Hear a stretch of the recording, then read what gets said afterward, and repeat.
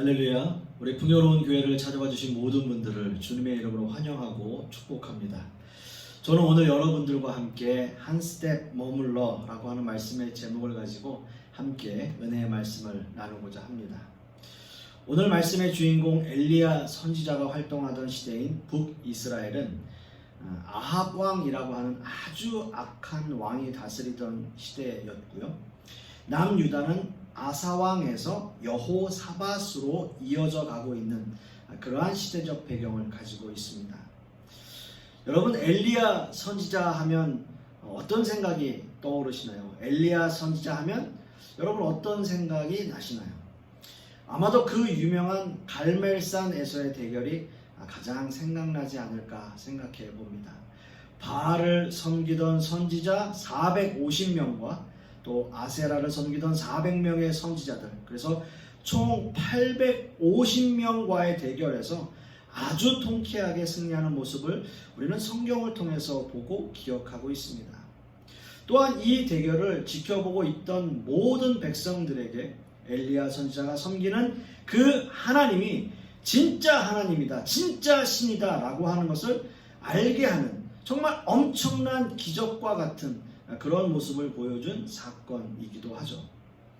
열왕기상 18장 39절 말씀을 보시면 모든 백성이 보고 엎드려 말하되 여호와 그는 하나님이시로다, 여호와 그는 하나님이시로다 하니 엘리야가 저에게 이르되 바알의 선지자를 잡되 하나도 도망하지 못하게 하라 하매 곧 잡은지라 엘리야가 저희를 기손 시내로 내려다가 거기서 죽이니라 라고 말씀하고 있습니다.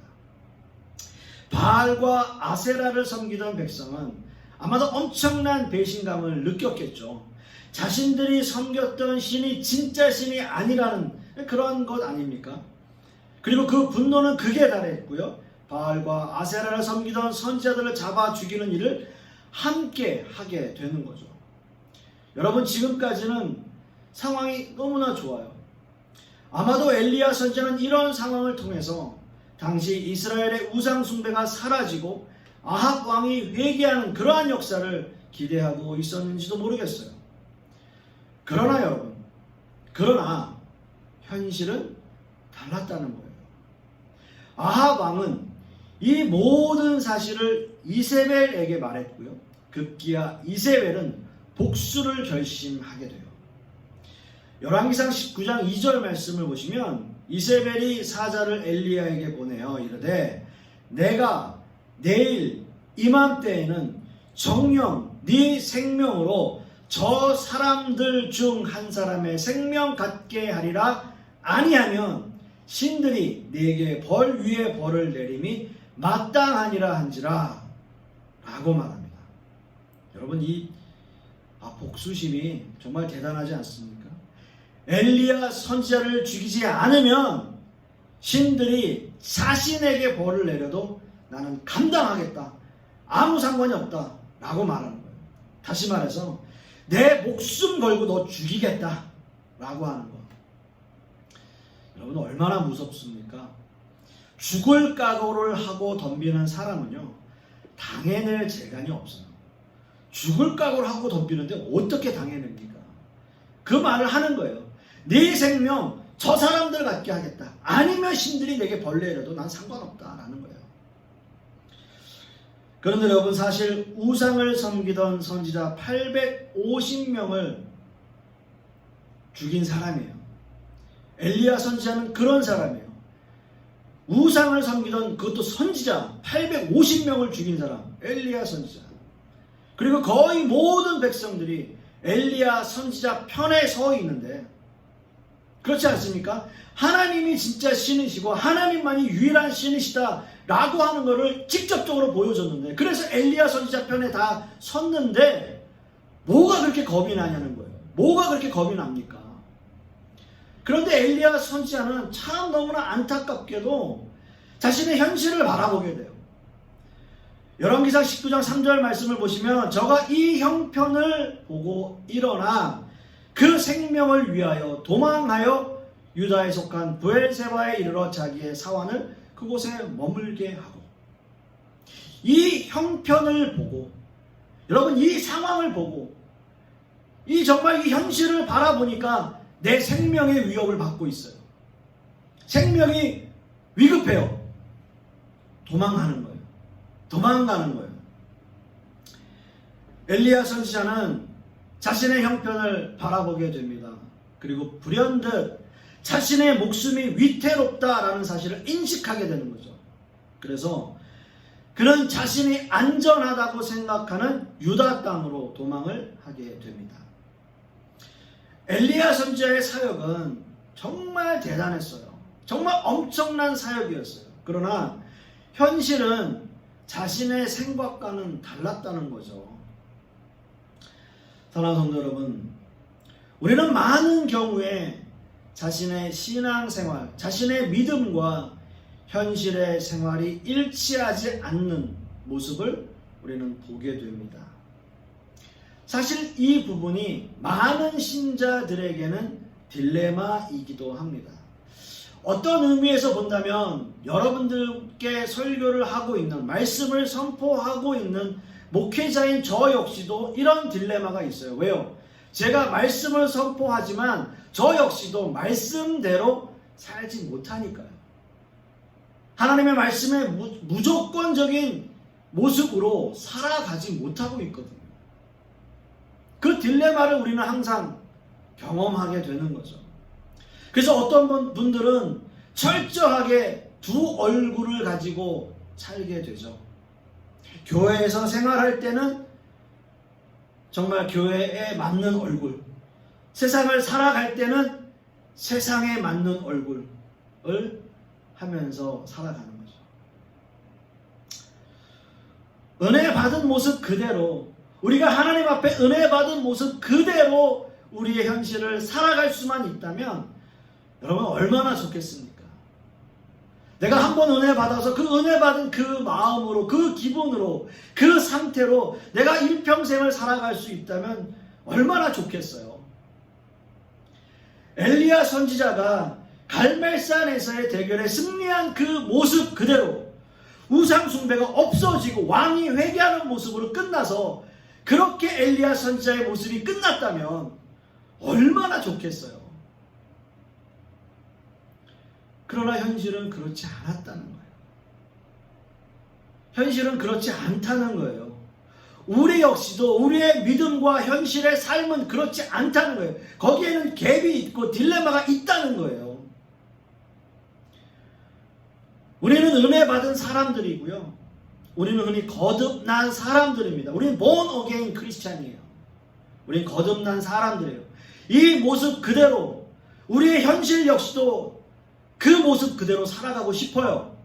그렇게 되었으면 좋겠어요. 그러나 현실은 그렇지 않다는 거죠.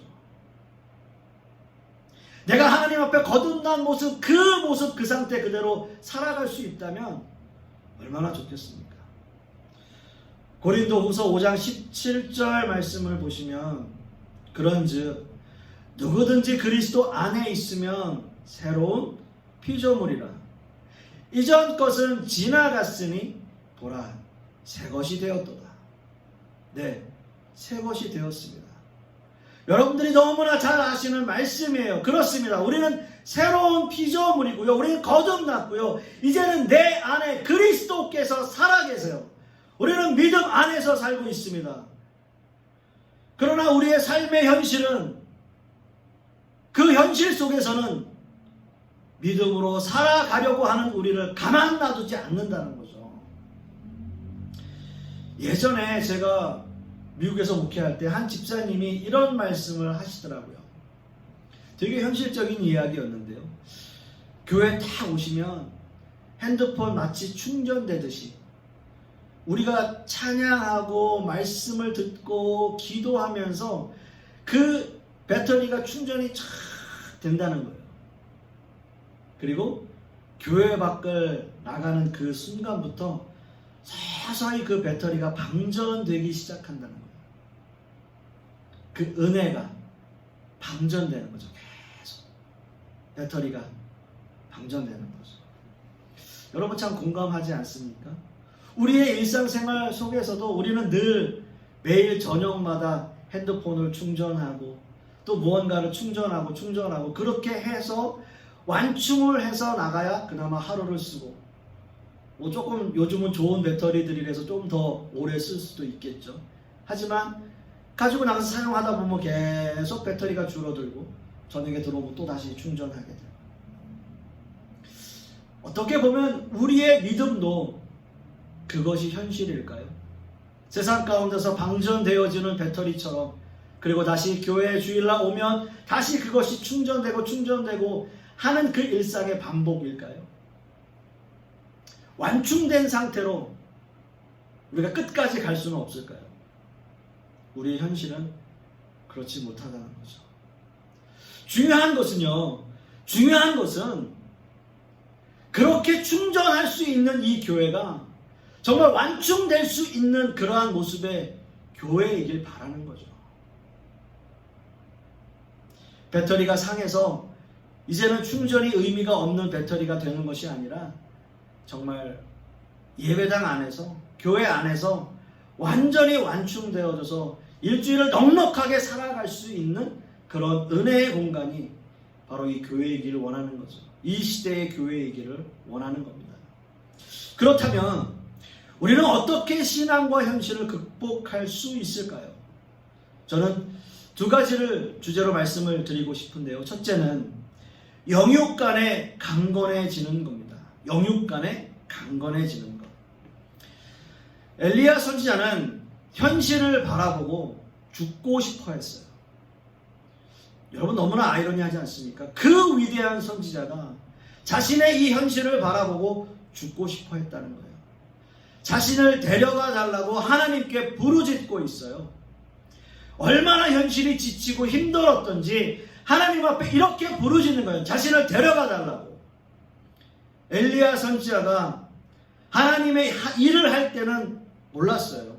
자신이 성령이 충만해서 일을 하고 있었기에 힘이 드는 줄 모르고 정신없이 달려온 거예요. 이스라엘에 가뭄이 있었고 그 일로 도피 생활을 하고, 그리고 갈멜산에서의 대결과 또다시 비를 내리게 하기 위해서 하나님 앞에 간절히 부르짖으면서 정신없이 그는 사역을 달려오고 있었던 거죠. 그러나 현실로 돌아와 보니까 정신적으로, 육체적으로 너무나 지쳐버리게 된 거예요. 흔히 우리가 요즘 이야기하는 번아웃이 된 거예요. 너무 힘이 들었던 거죠. 이때 하나님께서 엘리야 선지자에게 내리신 극약 처방이 바로 먹이고 재우는 일이었어요. 먹이고 재우는 일. 다시 말씀드려서 그의 영과 육을 회복시켜 주시는 일이었어요. 여러분, 영적인 일만도 아니고 육적인 일만도 아니에요. 영과 육을 회복시키시는 하나님. 열왕기상 19장 5절 6절 말씀을 보시면, 누워서 자더니 천사가 어루만지며 이르되 일어나서 먹으라 하는지라.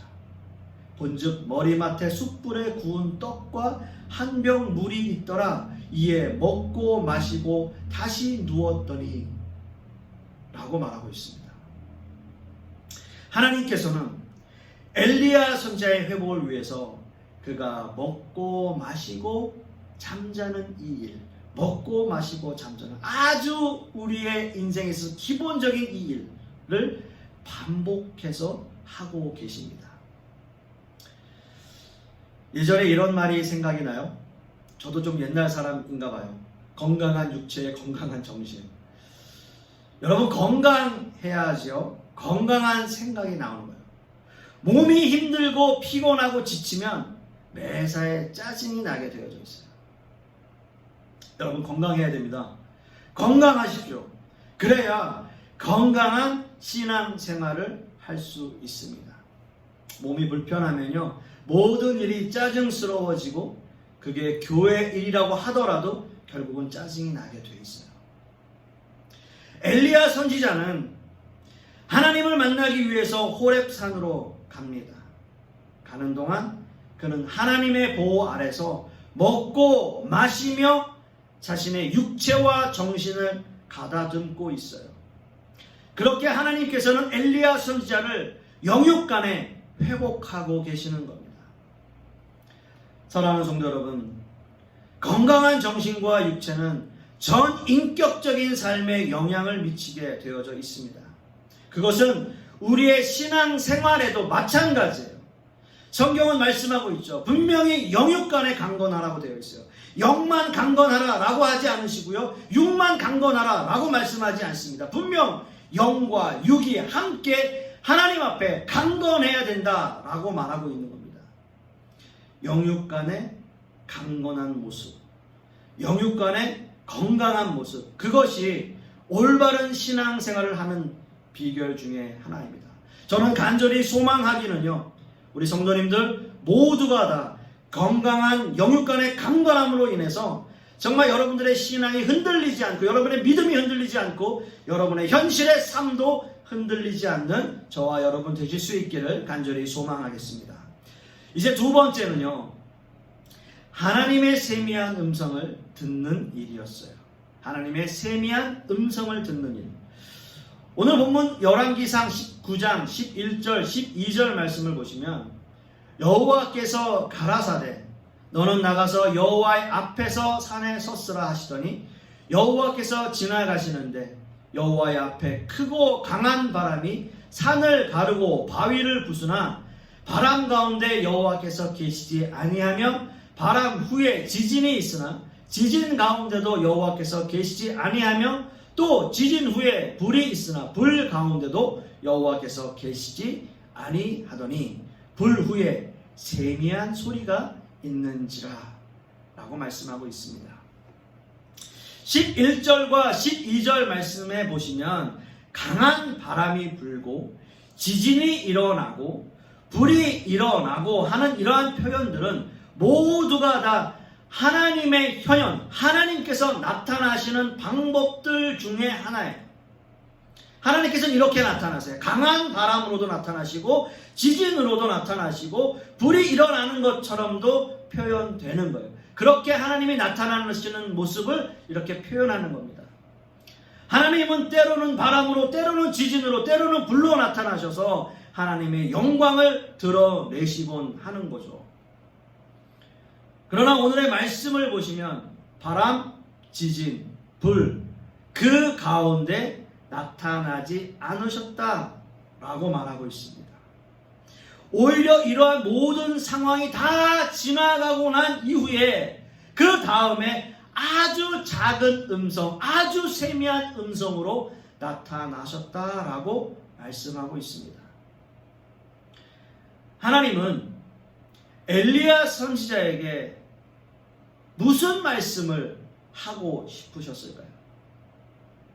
정말 영적으로 육적으로 지쳐있는 그 엘리야 선지자에게 그를 먹이시고 마시게 하시고 그에게 잠을 주시면서 그의 영육을 회복하시고 난 이후에 그를 하나님의 호렙산에 불러 그 엘리야 선지자에게 하시고 싶은 말이 무엇이었냐라는 거예요.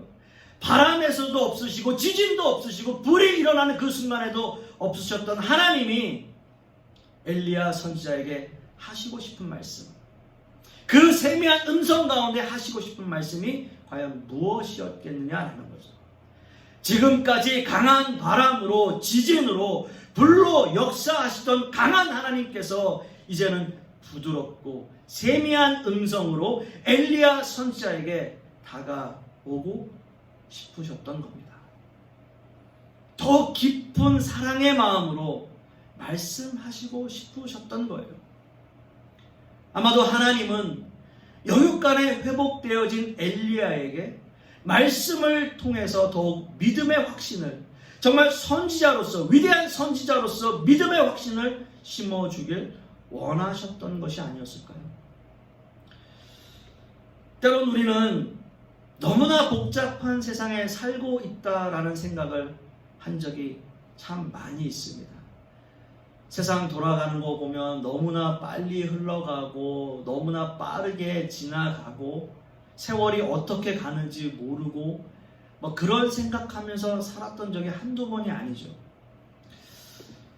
그런데 참 아이러니하게도 요즘은요, 그런 모습이 점점 사라지고 사람들과 거리를 두고 잠시 멈추라는 사인을 계속 받고 있어요. 우리는 그래서 만나지도 못하고 그리고 우리는 대면 예배도 드리지 못하는 그러한 시대를 우리는 살아가고 있습니다. 어찌 보면 너무 분주한 세상에서 한 템포, 한 스텝 멈추어서 조용히 하나님의 음성을 듣는 시간으로 또는 내 자신을 뒤돌아보는 시간으로 이 시간을 보내면 어떨까요? 저는 요즘 목회자로서 많은 생각을 하게 됩니다.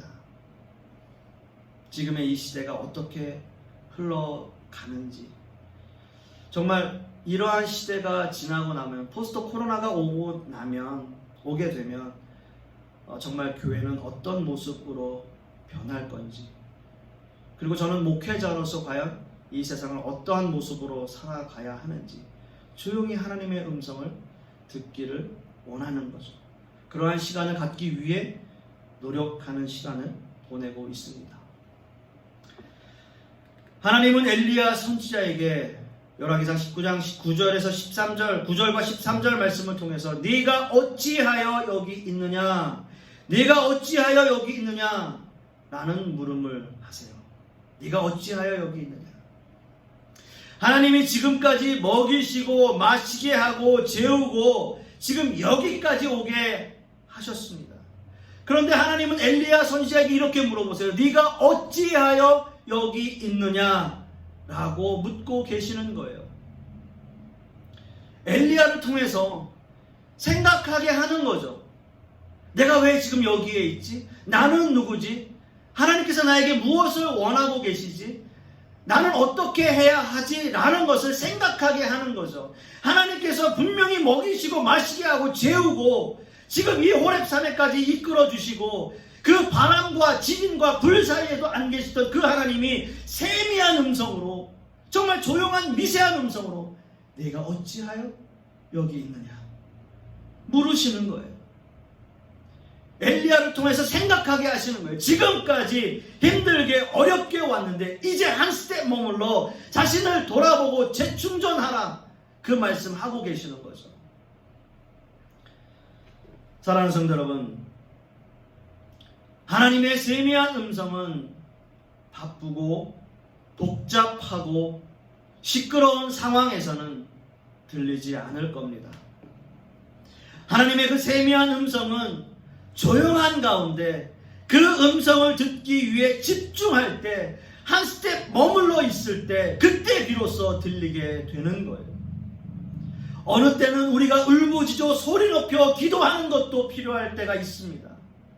하나님 앞에 울음으로 눈물 흘리면서 하나님 앞에 무릎 꿇고 기도할 때가 필요할 때가 있어요.